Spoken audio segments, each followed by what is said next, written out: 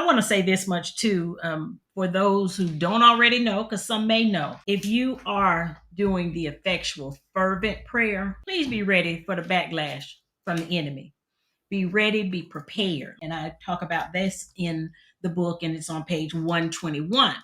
And it was a face to face encounter I had with a demon. I was praying one Friday night, yet again, he's at Jazzco, the Jazzco King. And I was praying, I was praying, I was praying, I was casting out demons and speaking in tongues. I was kneeled down beside the bed. We were in a 2-bedroom townhouse at the time, and I was in the guest bedroom that night just praying. And a demon showed up. I mean, and he announced himself. I mean, all of my senses were into play.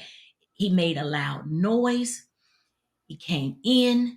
The room changed to icy cold. I jumped up off of my feet and I assumed a fighting stance because I heard something come into the room, and I looked, and I was not prepared for what I saw.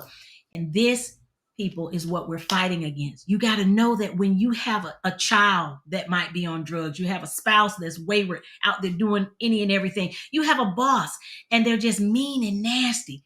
You're fighting against principalities, spiritual wickedness in high places, and it's worse than anything you can imagine.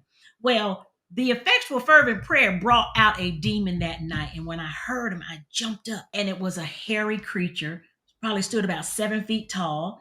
And I give the whole description of him in this book. But the point is, I believe in my heart of hearts that that was a demon that was assigned to keep him in bondage in the sins that he was in. And the whole thing happened in about 6 or 7 seconds. Just as quickly as I heard the noise, jumped up, saw the figure, it disappeared. Guess what? Prayer meeting was over that night. I gotta admit, I was done praying. I was just, it was like all the wind had been let out of my sail. I was scared.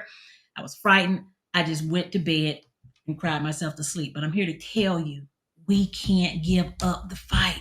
We are fighting principalities. And if none are bothering you, then guess what? You're letting them have dominion in your life. We have got to take them by force. The violent take it by force.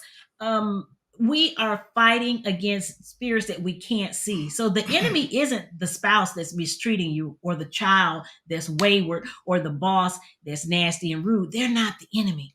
The enemy is those principalities, spiritual wickedness in high places. And we have to put on the whole armor. You cannot fight against them on your own, but we can do all things through Christ who strengthens.